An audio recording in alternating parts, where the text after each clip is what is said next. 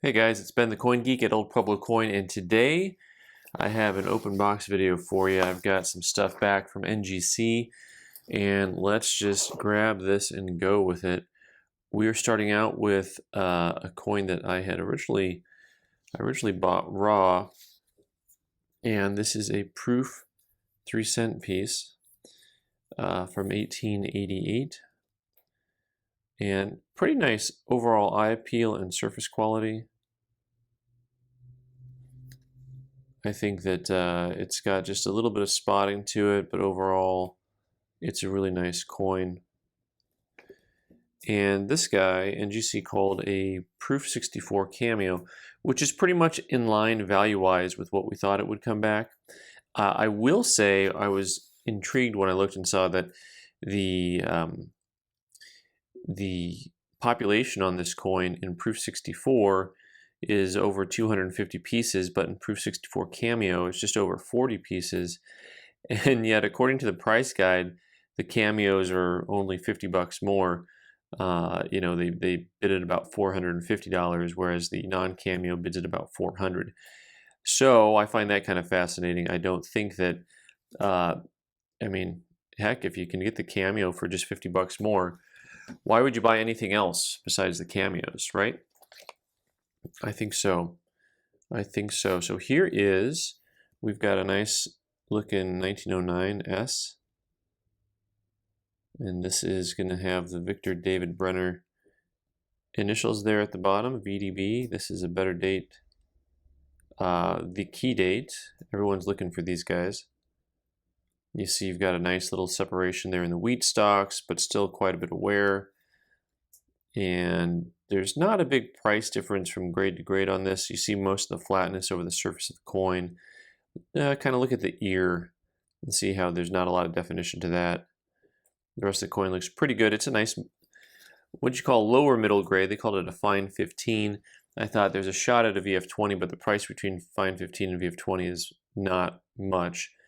Either way, the coin is approximately a $650 type coin, so it's a pretty nice piece overall. And for those of you who are looking for one of those, this is kind of a nice problem-free example. All right, for those of you who follow my channel, you may think you recognize this coin because I have a few of these, and you're gonna have to watch another video because I'm actually gonna make a separate video on the 1936S Buffaloes. You may recall this 1952S group. For those of you who aren't subscribed, if you subscribe, you can kind of follow along because this is really a journey that we're going on together, because you're going to see coins that pop up sometimes that I just got in, kind of new purchases.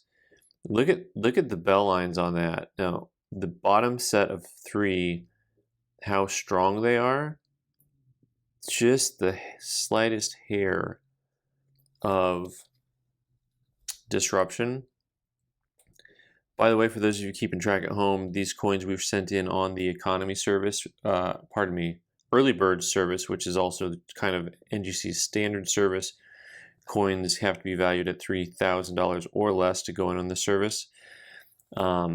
So this coin here is really, really a beautiful coin. The 52S's are tough coins to get, especially in full bell lines. This is not full bell lines by NGC's best estimation, but it is a beautiful coin and something that is going to be about $100 coin, maybe a little bit less than that. With a full bell line on that, it's hundreds of dollars. Huge jump. Here's another one. So as I was saying before, there was a whole group of these 52S's that I got in.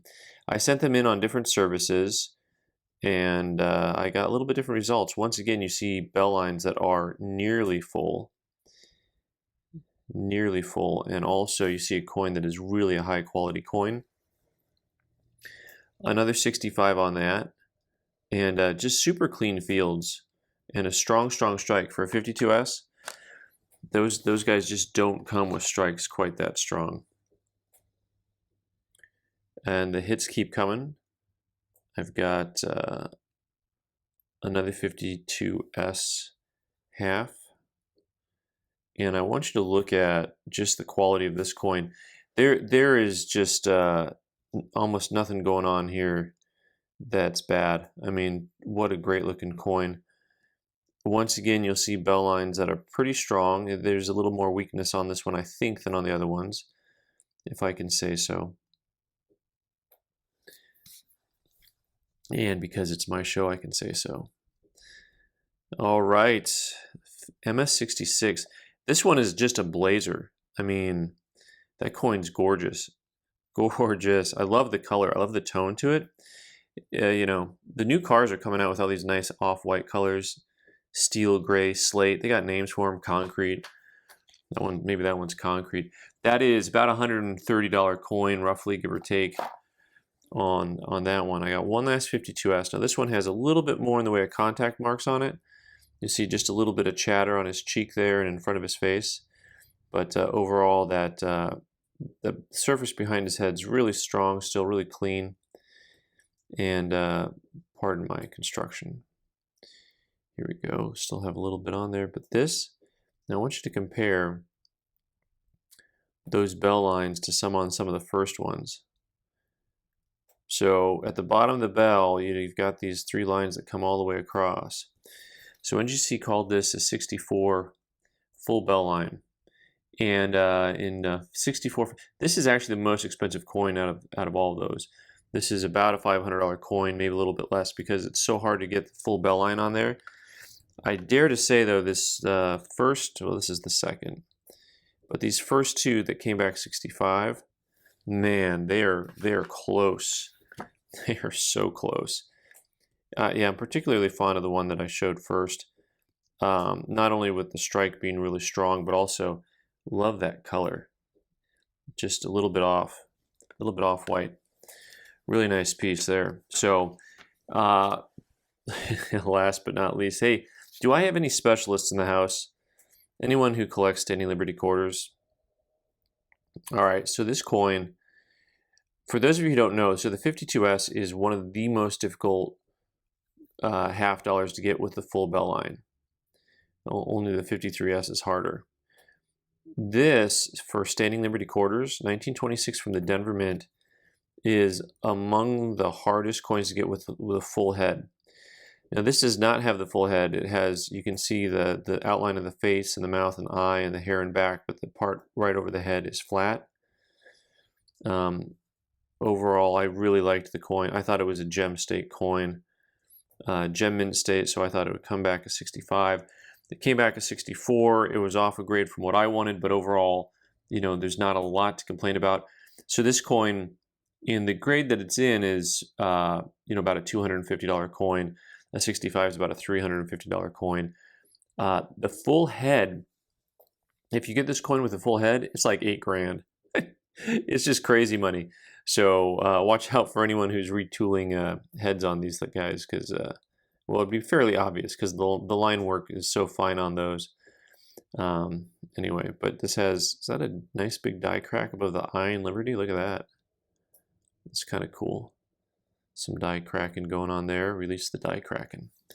All right, guys. Thanks so much for watching. I'm Ben, the Coin Geek. You can subscribe by clicking on the button in the corner and watch more videos on the right side of the screen. Thanks.